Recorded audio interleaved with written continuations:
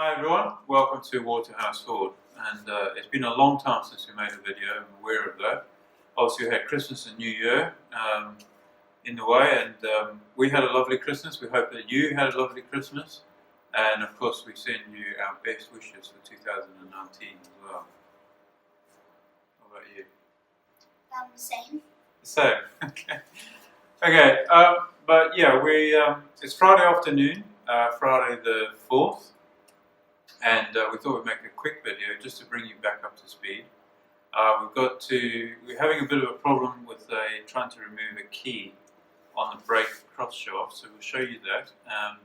And I really would appreciate if anybody's got any ideas. I'll talk about some of the things we've tried, and then I'm really looking and hoping that I can get some ideas from you on what else we might be able to try to remove this key. Failing that, and I'm obviously seriously considering just leaving it and cleaning the shaft around the key and basically just leaving it in place. So that's the plan B. But the main part of today, what we want to do is we'll get the hubs cleaned up and the hub bearings and get them greased up and get the sure seals on. So this video will be primarily about installing the new sure seals onto the axle behind the bearing, which basically means that you don't need to replace the seals, and of course you don't need to replace the bearings because there's actually nothing wrong with the bearings on this tractor, but the seals are leaking, or at least one of them was leaking. Rather than have to replace the bearings unnecessarily in order to get to the seals, what we have bought are these sure seals, which are supplied by ours are supplied by Agriline, but I know that Malpas, the Sporex agent, I know that they do them as well. And I believe, I've never used them myself, but I believe that they do a very good job. So we're going to fit those, and then that'll move us on, hopefully, to the point where we can actually reinstall the axles and get the hubs set up and the play in the axles adjusted using the shims. So that'll be obviously a future video, but that's what we're working toward. So I'm going to take you over to the workbench in a minute, and we'll have a look at this this key that I can't get out, and as I say, tell you a little bit about some of the things I've tried to get it out. And hopefully you've got some bright ideas for me. Okay everyone, so we'll be back in a minute. Okay, so we're over at the workbench now. This is the brake cross shaft. Let me just go back a bit and you can see. So on this end you've got the what would you call it? It's like a lever dog, I suppose, that activates the brakes. And then of course you've got the shaft that runs through. And on the end we have this key, and there's then a knuckle that goes on here which connects to the pedals. Now as you can see, and I'll try and show you from all sort of angles, this key is quite seriously I actually think it's been welded onto the shaft, which is really strange. I've never seen or heard anything like that. But okay, so you can see I have tried hammering it. You can see I've damaged it a little bit as a result. I've tried hitting it from the side, obviously both sides. I've tried knocking down one end because I believe it's a half moon one, so I was hoping that it would kind of shimmy out. I've tried to get a chisel underneath here and then lift it. I've tried side cutters to try and grip it and lift it. The main thing is I've heated this bar as much as I possibly could. Now obviously I don't have a full-blown blowtorch, I just have a little handheld one, but you know, it did, obviously generates a reasonable amount of heat. Managed to get the shaft quite hot, not red hot, but hot, and then try to cool this as quickly as possible by putting a piece of cold steel that I've got, another bar that I've got. Try to put that against it to try and cool the key as quickly, quicker than the shaft. That didn't work. I'm kind of running out of ideas, and I'm beginning to get to the point now where I think maybe I should just clean this up and leave it, because the only reason in reality I want to get it out was to be able to clean up this this shaft here where this knuckle's going to go on. But honestly, obviously because of the key, that knuckle doesn't need to move on the shaft. So really, it's just a case of being able to get it on and off. And I think maybe I'm just wasting my time trying to remove it. But I am interested in hearing if anybody's got any ideas on how we might be able to remove this. But honestly, I think I'm getting to the point where I'm probably just going to leave it. Right, hi everyone. So we've got set up now to put the sure seals into the axles, or rather onto the axles. Now, firstly, this is the part. This is an Agriline part 5701 for the Ferguson TE20s. Now, what happens is normally this is running, obviously, inside the. Well, it's basically being fed oil from the diff. But behind that bearing, there's a seal, and in order to get, which we know on one of them, and I believe it's this one, was leaking. Now, in order to get to that seal, we'd have to remove this collar, which basically means destroying the collar, remove the bearing, which inevitably means you'll end up destroying it, or at least you would replace it, and then you can only get to the seal. To prevent having to do all of that, what Agriline and others, I don't know who did it first, but I know these are available from Agriline. They're also available from Sparix. The local agent is Malpass online. And there are other people who provide these now, or supply these as well. But it's basically called a Sure Seal. And it's basically just a cap. And what happens is that comes down, obviously over the axle, and it seals on this lip here, and obviously on this face on the actual axle shaft itself. And what you do is you pack this full of grease and you seal it, and that's it. It's basically now permanently greased bearing, and that should last for many years, and prevents us having to unnecessarily replace this bearing and remove this collar, etc. So we're going to pop these on. So the first job really is to get lots of grease inside there, pack those bearings nice and full, as full as we can. We're going to put a little bit of oil on this oil seal inside here, a little bit on the shaft here.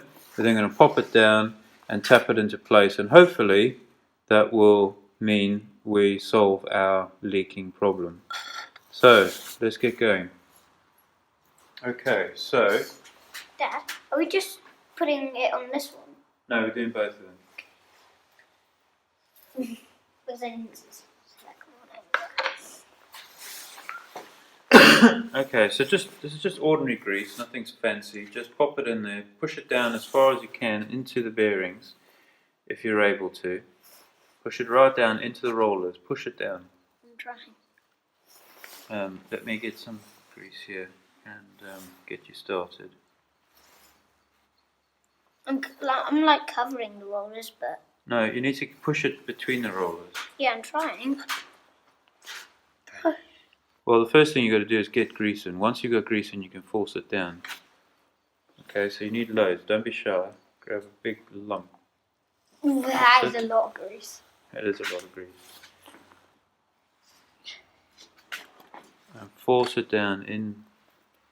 I mean, the grease would work its way through anyway, but we want to be as sure as we can that we've got everything well lubricated, so we don't have any problems. It'd be a bit of a shame if we did all this and then found that the bearing ran dry on startup, for example. Bear in mind this tractor is not going to be running for a long time still. It'll be a long time till it's actually running, so we want to make sure that everything is well lubricated, well protected, and is going to be fine until we actually start it up. That is pretty well greased now, and that bearing should be perfectly happy for a number of years, I would suggest. Right, now what you want to do, get a little bit of oil onto that rubber seal in there, and I'll spread it around.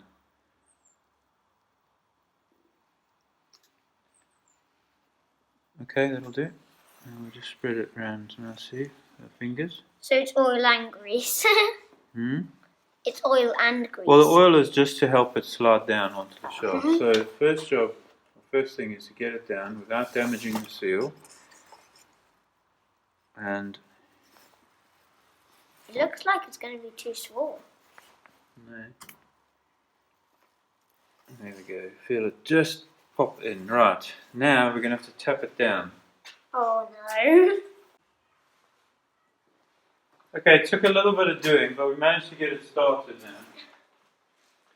now. It is a very, very tight fit, press fit on this outer edge, so you do have to struggle with it a little bit, but we did eventually. It is now going, as in it actually entered the inside of the inner face of this hub.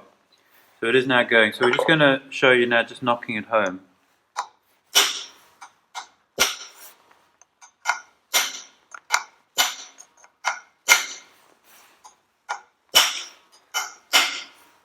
Should we test if it still turns though? What still turns? This thing. Yeah. Oh man. It's quite hard to turn. Yeah. It'll ease up once that seal is seated properly and settles down.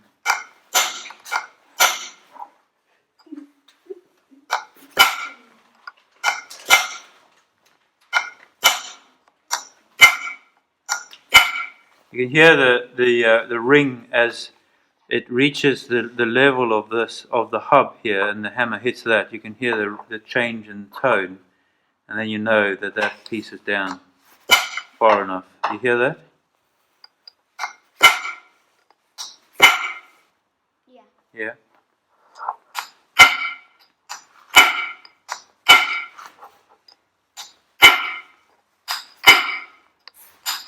Right, that one is in. Now the second one. Yeah, it will be a little bit stiff, but that'll settle as it starts to work.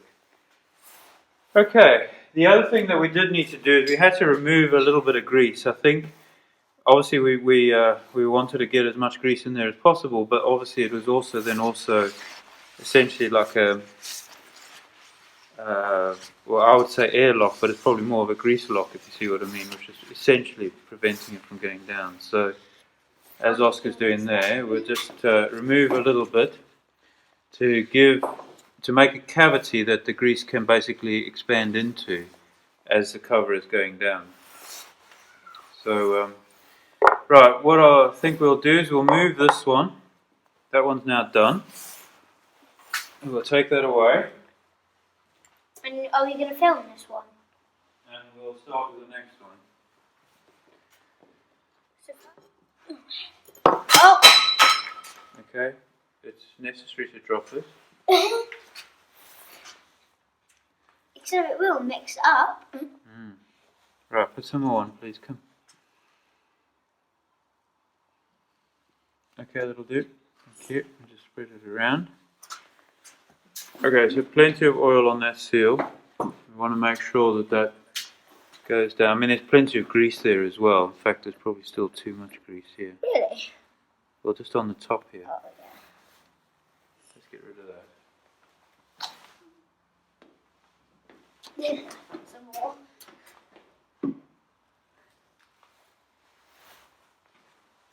Right, that'll do. And bring it down. I'll get the clamp. Okay. The first thing we want to do is get rid of the excess grease so we can see what's going on, and so that we don't run the risk of our punch slipping as we're hammering it down. I mean, that risk exists anyway, but right. Let's see if we can tap this one home.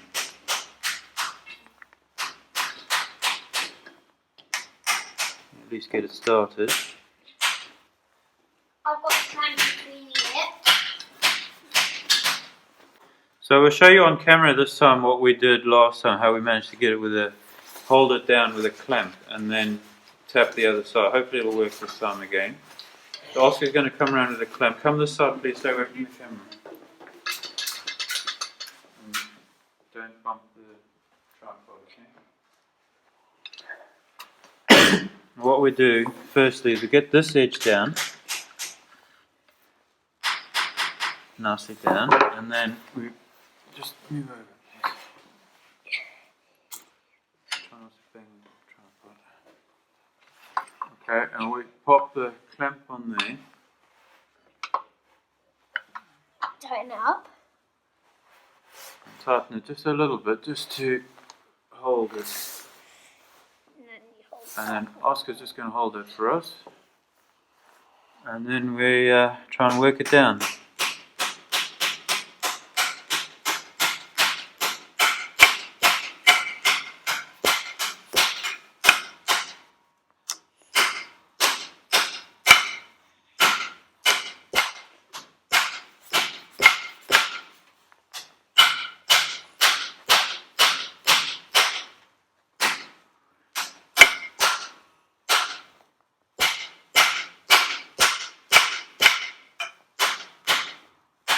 Okay, it's started.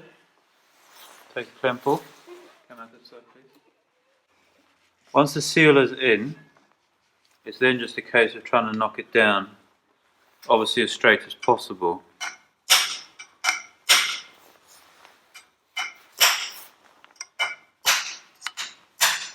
Ah, it's popped out. Oh.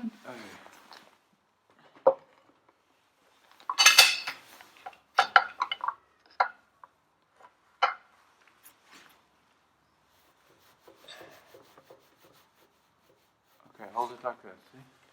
Don't move it.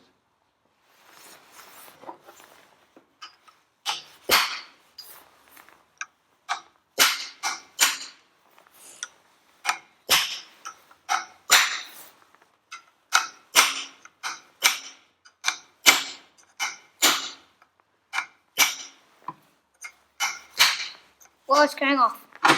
It's coming off, Dad. It's off. Okay, I think we're in.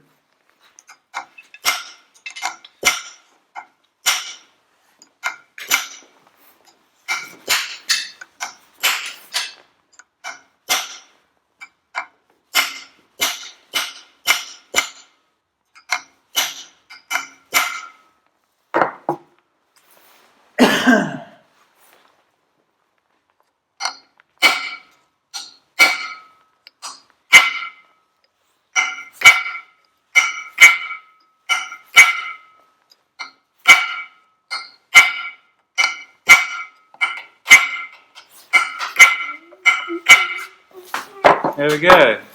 That is in. And also, we tried using this and getting air in on the other one. Yeah, it didn't work, did it? So there's no point talking about that.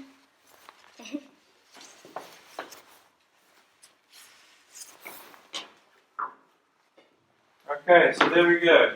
There's two sure seals fitted, and I'll see if I can show you from the side if it makes any difference.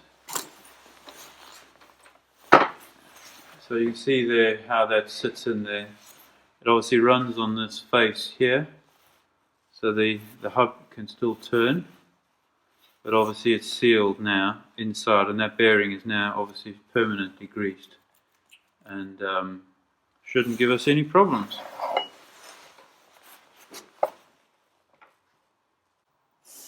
Okay, so there we go. That's installing the sure seals. I've never done that before. I've seen it done.